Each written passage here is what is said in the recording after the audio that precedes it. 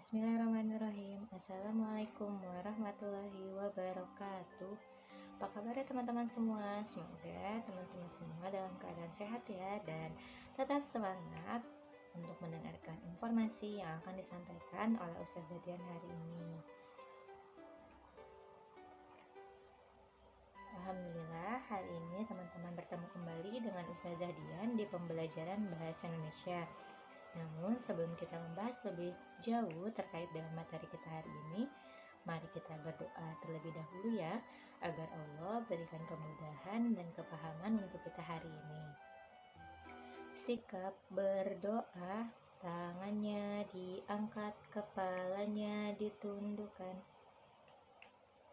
Doa sebelum belajar. Bismillahirrahmanirrahim. Rabbi zidni ilman warzuqni fahman. Amin. Hari ini materi kita yaitu mengenai teks eksplanasi ilmiah dan kalimat efektif. Namun sebelum Ustazah menyampaikan informasi mengenai teks eksplanasi ilmiah dan kalimat efektif, izinkan Ustazah untuk menyampaikan pembahasan kita hari ini. Pembahasan kita hari ini ada 3. Yang pertama, mengenai tema dan subtema. Yang kedua, mengenai teks eksplanasi ilmiah. Yang ketiga, mengenai kalimat efektif. Mari kita bahas satu persatu ya teman-teman. Kita mulai dari pembahasan tema dan subtema. Nah, tema kita di pekan ini adalah tokoh dan penemuan. Subtemanya, penemu dan manfaatnya.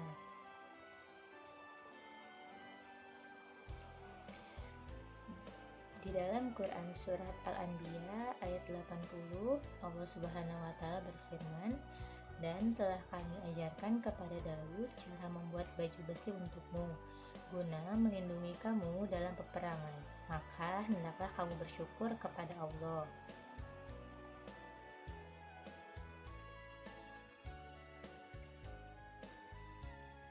Penemu adalah orang yang menemukan atau menciptakan suatu alat baru yang belum pernah diketahui oleh orang lain. Nah, biasanya berupa alat teknik seperti alat atau metode mekanis, elektronik, atau peranti lunak. Nah, di sini Ustazah mempunyai beberapa orang penemu beserta dengan penemuan dan juga manfaatnya. Yang pertama yaitu ada Alexander Graham Bell. Alexander Graham Bell ini lahir di Edinburgh, Skotlandia pada 3 Maret 1847. Nah, beliau adalah seorang ilmuwan, pencipta, dan juga pendiri perusahaan telepon. Nah, manfaat telepon sendiri merupakan alat komunikasi yang digunakan untuk menyampaikan pesan suara. Yang selanjutnya yaitu ada Cai Lun. Cai Lun, beliau adalah seorang penemu kertas berkebangsaan Tionghoa yang hidup pada zaman dinasti Han abad ke-1 dan juga ke-2 Masehi, lahir di Guiyang. Nah, manfaat dari kertas sendiri yaitu sebagai media utama untuk kita menulis, mencetak, serta untuk melukis. Yang selanjutnya ada Johannes Gutenberg. Nah, beliau adalah seorang penemu mesin cetak.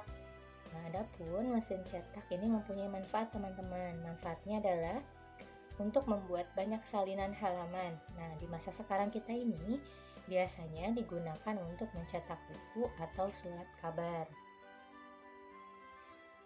Yang selanjutnya yaitu ada Hans Lippershey. Nah, beliau adalah seorang penemu teleskop. Nah, manfaat teleskop sendiri yaitu untuk melihat objek atau benda yang jaraknya sangat jauh. Nah, dengan mengandalkan cermin sebagai pembentukan gambar yang nantinya akan diterima oleh mata kita. Selanjutnya yaitu ada Thomas Savery. Nah, Thomas Savery adalah orang Inggris yang membuat mesin uap pertama. Mesin uap adalah mesin yang menggunakan energi panas dalam uap air dan mengubahnya menjadi energi mekanis. Mesin uap digunakan dalam pompa, lokomotif, dan juga kapal laut, serta sangat penting dalam revolusi industri. Mesin uap merupakan mesin pembakaran eksternal dengan cairan yang terpisah dari hasil pembakaran. Nah, selanjutnya yaitu ada Ibnu Nafis. Ibnu Nafis lahir di Damaskus dan dikenal sebagai penemu di bidang sains, yaitu pembuluh darah pada rambut dan sirkulasi darah kecil. Nah, manfaat sirkulasi darah kecil di sini yaitu untuk mengalirkan darah menuju paru-paru untuk membuang karbon dioksida dan menggantinya dengan oksigen. Nah, manfaat pembuluh darah pada rambut yaitu tempat untuk menampung darah yang cukup tinggi dan berdinding lembut. Selanjutnya ada Ibnu Al-Baitar.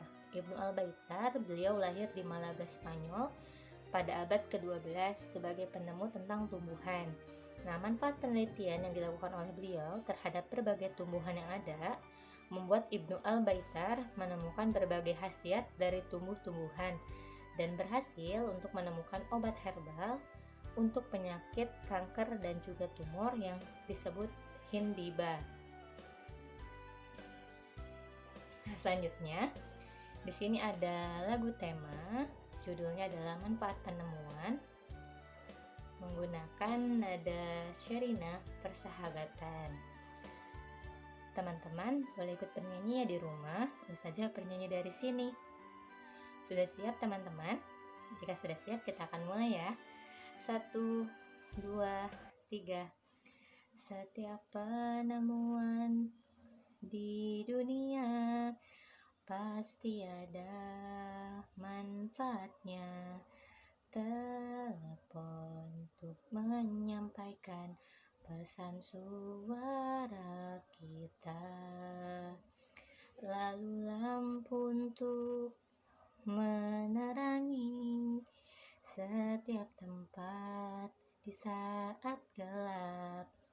Teleskop membantu kita melihat benda jauh.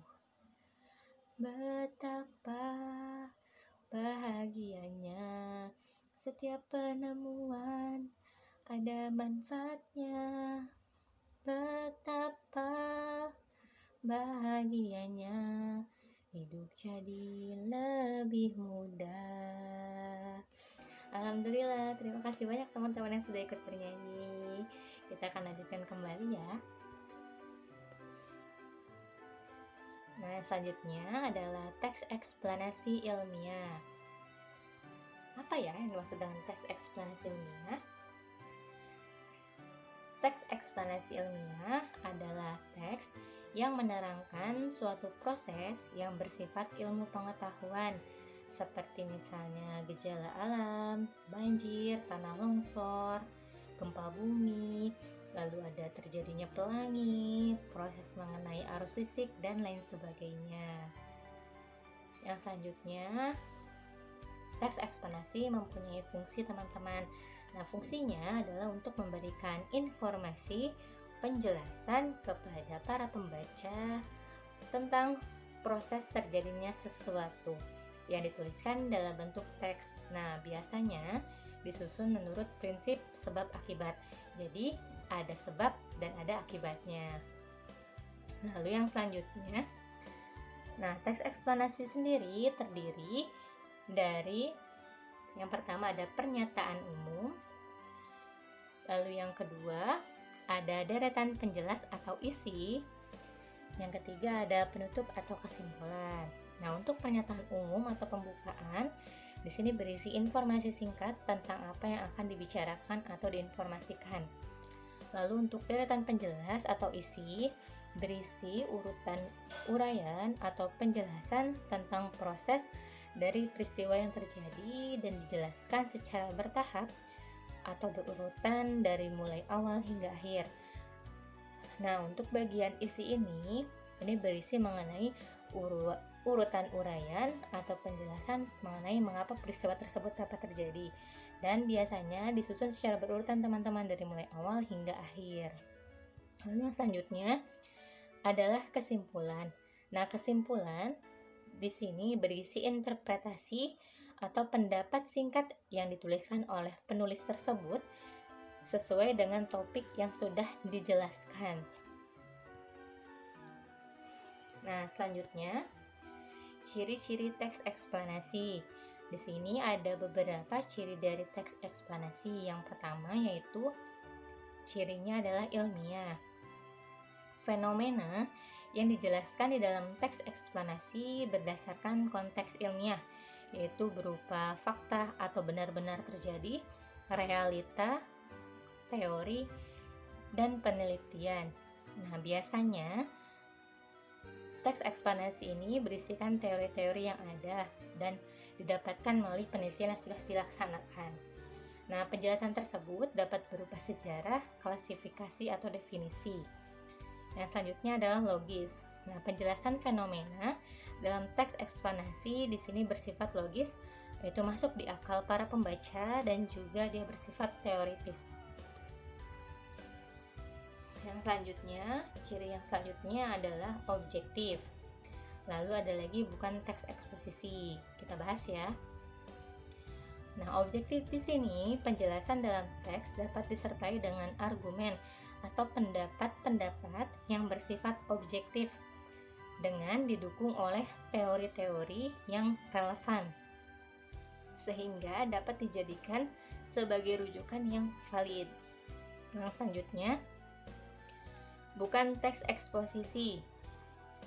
Nah, teks eksplanasi tidak bertujuan untuk mempengaruhi para pembaca teman-teman, tetapi di sini teks eksplanasi hanya memaparkan fakta-fakta atau kebenaran-kebenaran yang ada berdasarkan dengan ilmu pengetahuan yang ada atau sesuai dengan bidang keilmuannya. Ciri yang selanjutnya yaitu bukan teks prosedur. Nah, teks eksplanasi menjelaskan proses yang alami, tidak disadari, dan juga melalui jangka waktu yang cukup panjang. Nah, di sini Ustazah punya satu buah contoh teks eksplanasi ilmiah mengenai bencana alam gempa bumi. Silakan teman-teman boleh memperhatikannya ya.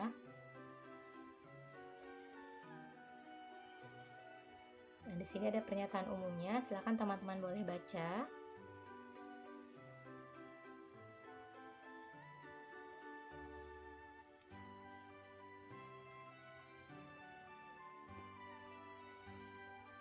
Yang selanjutnya ada deretan penjelas.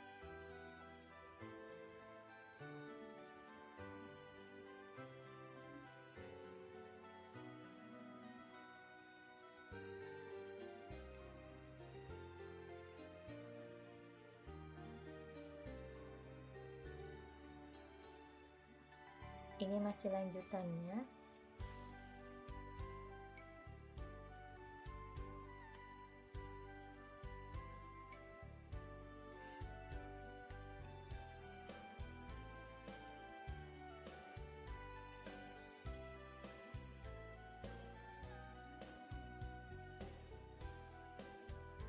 Yang selanjutnya yaitu ada penutup atau kesimpulan. Silakan boleh dibaca.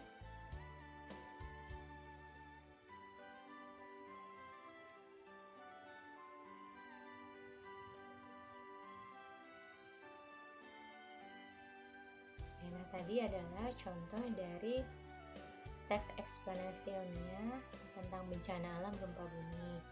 Nah, selanjutnya kita akan bahas mengenai kalimat efektif.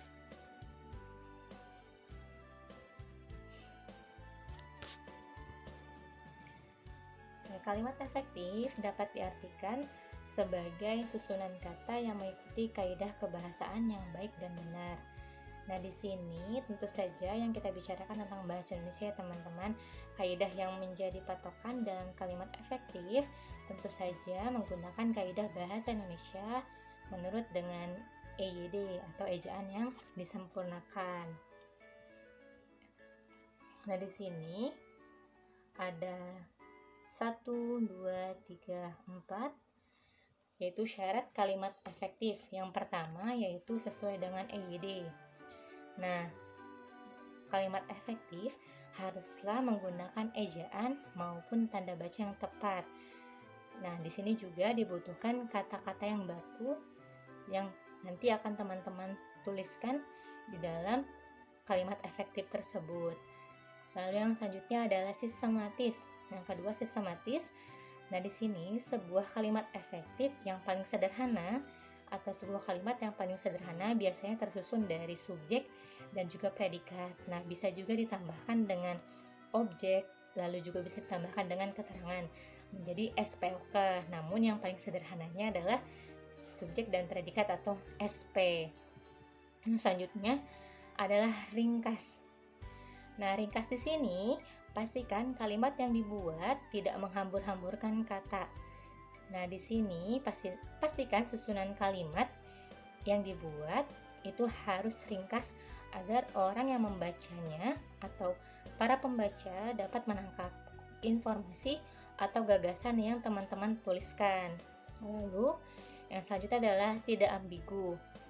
Nah, syarat kalimat efektif yang paling terakhir yaitu tidak ambigu atau multitafsir. Nah, ketika teman-teman sudah menerapkan sesuai dengan EYD, sistematis, dan juga ringkas, maka hasil kalimat yang teman-teman dapatkan itu tentu saja tidak akan menjadi multitafsir atau hanya satu pemahaman saja dan tidak ambigu.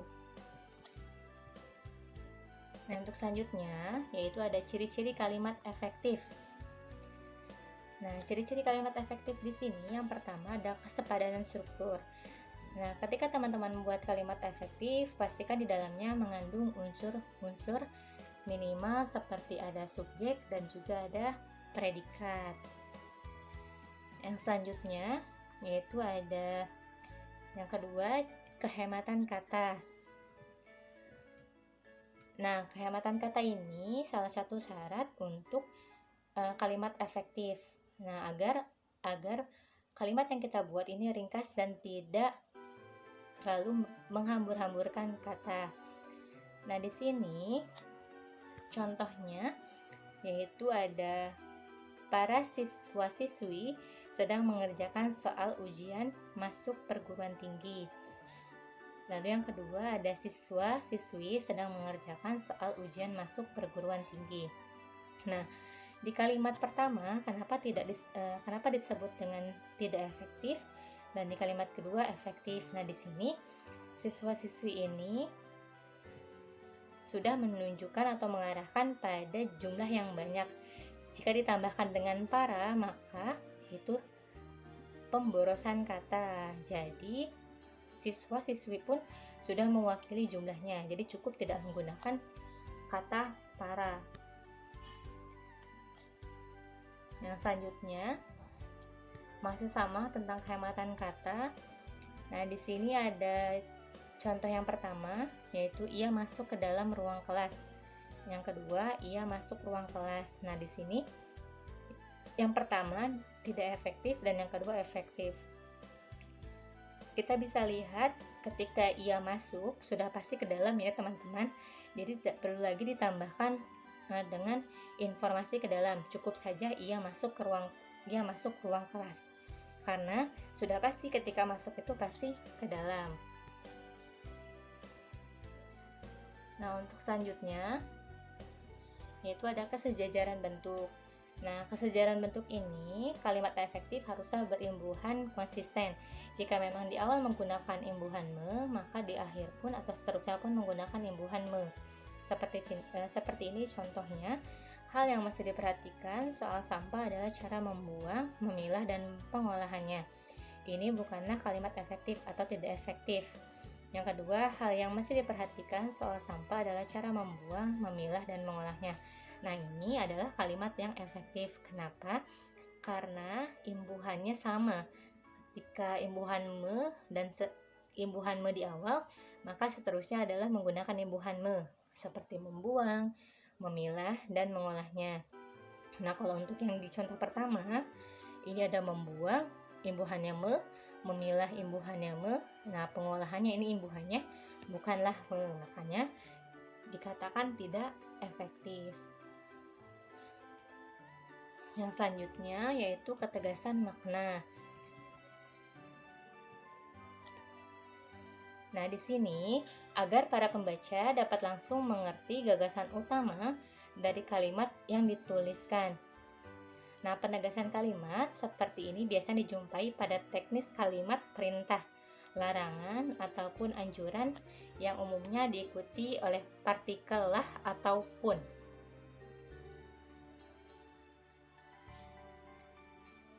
Oke, di sini contohnya, kamu sapulah lantai rumah agar bersih. Lalu ada sapulah lantai rumahmu agar bersih. Nah, yang nomor 1 ini tidak efektif dan yang nomor 2 ini adalah efektif. Yang selanjutnya yaitu kelogisan kalimat. Nah, ciri-ciri kalimat efektif yang terakhir yaitu kelogisan kalimat yang kita buat. Nah, kelogisan kalimat ini berperan penting untuk menghindari kesan ambigu pada kalimat tersebut. Karena kalimat yang kita buat haruslah mudah dimengerti dan masuk akal di para pembaca yang membaca teks yang kita buat, agar pembaca tersebut dapat mengetahui maksud dan tujuannya apa. Nah, contohnya di sini ada kepada saudara pemateri, waktu dan tempat kami persilahkan. Yang kedua, saudara pemateri kami persilahkan. Nah, kenapa yang pertama disebut tidak efektif? Karena biasanya yang dipersilahkan itu adalah orangnya, bukan waktu dan juga tempatnya.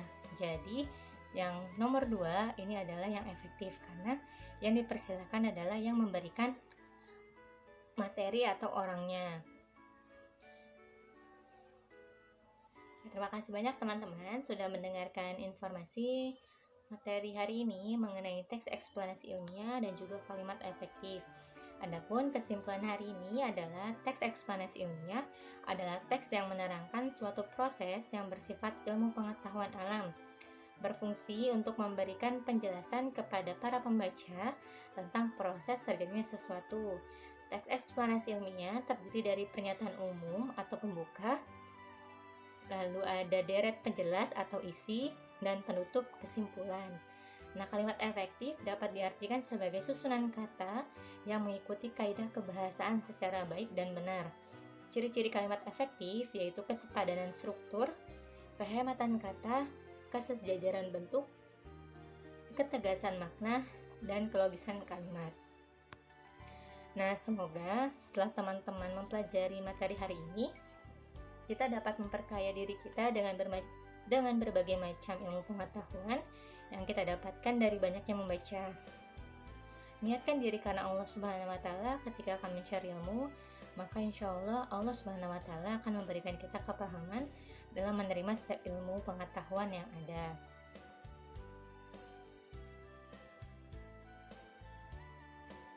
Oke, Ustazah izin menginformasikan terkait dengan proyek kita hari ini.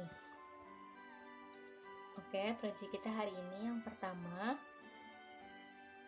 silakan teman-teman membaca teks eksplanasi berjudul Rangkaian Lampu di Kelasku dengan teliti dan tanpa bersuara.